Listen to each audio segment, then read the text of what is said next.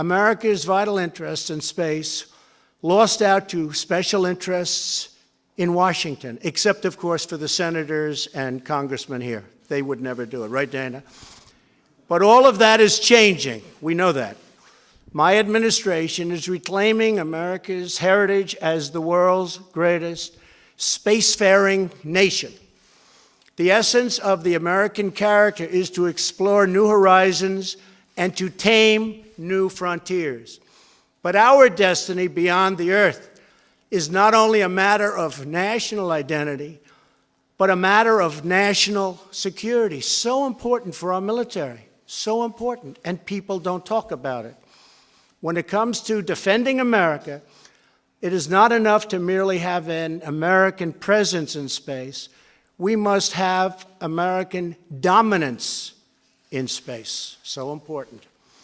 Very importantly, I'm hereby directing the Department of Defense and Pentagon to immediately begin the process necessary to establish a Space Force as the sixth branch of the armed forces. That's a big statement.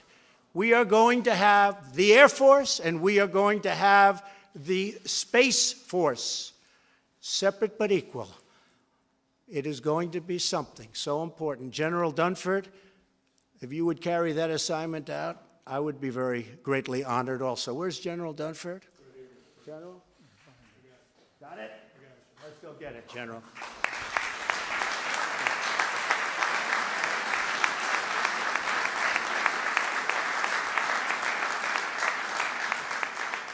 But that's the importance that we give it. We're going to have the Space Force. 1 year ago, I revived the National Space Council and put exactly the right man in charge, and that's our friend, Mike Pence, who feels very strongly about this. And in December, I signed a historic directive that will return Americans to the moon for the first time since 1972, if you can believe that.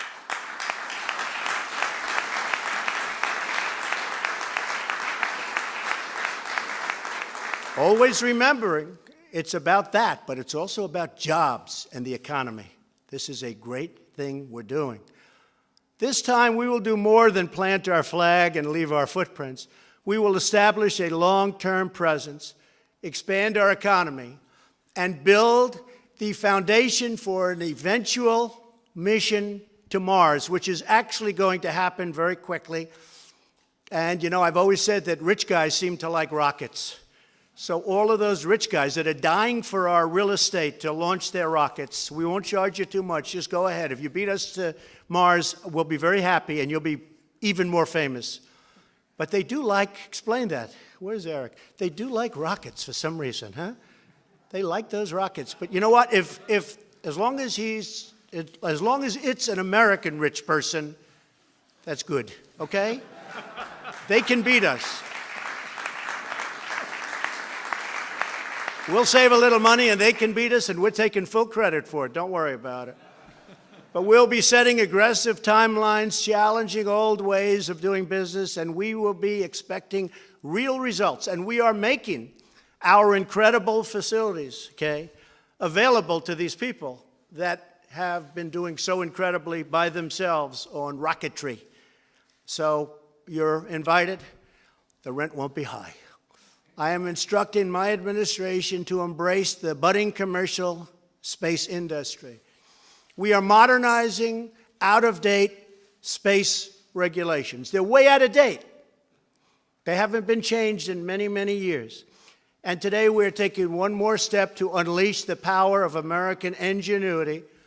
In a few moments, I will sign a new directive to federal departments and agencies. They will work together with American industry to implement a state-of-the-art framework for space traffic management. But don't let it get too out of control, please. We know about what's going on with a lot of other rules and regulations. By the way, we've set the all-time record in history of this country in cutting regulation. So when I hear about that, I get a little bit tenuous. Be careful. Don't get too carried away. But we've cut more regulations than any administration, whether it's 4 years, 8 years, or 16 years in one case. We've cut more regulations than any other president in history. And I actually think that along with the massive tax cuts, I think that the regulation cutting may have even had more of an impact on the economy. It's been incredible. We have regulation. We have a lot of regulation. We have good regulation. But you don't need 20 years to get rejected from building a highway. We can reject you in 2 years or 1 year. We have it down from 17 years down to 2. We expect to get it down to 1. And if it's not good, we're going to reject, but it's going to be a fast rejection. You're not going to go an entire lifetime only to find it's not going to be built. 2 previous administrations tried and failed to develop a system to deal with congested conditions in orbit. We are finally going to get it done. It's going to happen fast. 1 year from now, our nation will mark an important milestone in human history. Half a century since Americans first stepped off the Eagle and onto the moon. That was a big day, right? In that magnificent moment, the American astronaut embodied the incredible spirit of America, the confidence of a cowboy, the skill of a fighter pilot, the ambition of a scientist, and the courage of a true, brilliant, tough warrior. They bounded fearlessly into the unknown to be there first. They did the impossible because they knew that together there is absolutely nothing Americans can't do. When we get together, there's nobody even close. Now we are ready to begin the next great chapter of American space exploration. This is a very important day. This is a very important gathering. A new generation of young people seeks to challenge, really challenge hard, to get their talent and their skill to work. And now we're giving them a forum and a platform from which they can put that genius to work.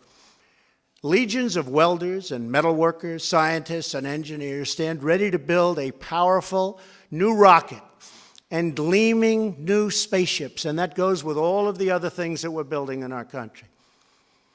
Our nation of pioneers still yearns to conquer the unknown, because we are Americans and the future belongs totally to us. Once more, we will launch intrepid souls blazing through the sky and soaring into the heavens. Once more, we will summon the American spirit to tame the next great American frontier. And once more, we will proudly lead humanity. And that's what it is. It's humanity beyond the earth and into those forbidden skies, but they will not be forbidden for long. You're very important people. You have a great contribution. What you're doing has been incredible, but it will be even more incredible, far more incredible, because we are giving you a platform the likes of which nobody has ever been given before. I am a big believer. You will go out there and you will take that frontier, which is largely unknown by man or woman, and you will learn everything there is to know about it. And what you're doing is so important. Remember, economically, militarily, scientifically, in every way, there's no place like space. Good luck, General Dunford and the Joint Chiefs. I want to wish you a lot of luck with Space Force, but that shows how important it is. Congratulations on your tremendous success, but you're going to have far more success right now. Thank you very much. Thank you. Thank you. Thank you, Mark.